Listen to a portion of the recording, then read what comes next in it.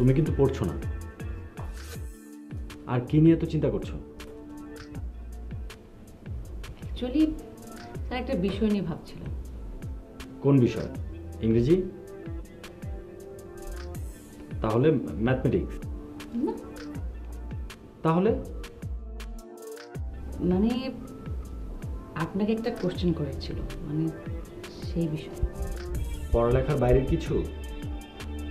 Sorry Niketa, ব্যক্তিগত কোনো ব্যাপারে কথা বলতে আমি আগ্রহী নই। আপনাকে শুনতেই হবে। এতদিন যাবত আমি ওয়েট করছি, হয়তো আপনি বুঝবেন। আপনি তো আমি আমি এই কথাটা আর আটকে রাখতে পারছি না। আমি ভিতরে ভিতরে অস্বস্তি ফিল করছি। মারাত্মক কিছু একটা হবে তখন বুঝবেন। বুঝলাম না।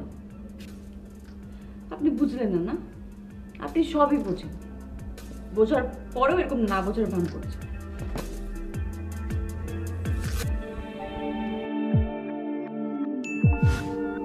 কি পড়া মন্দ?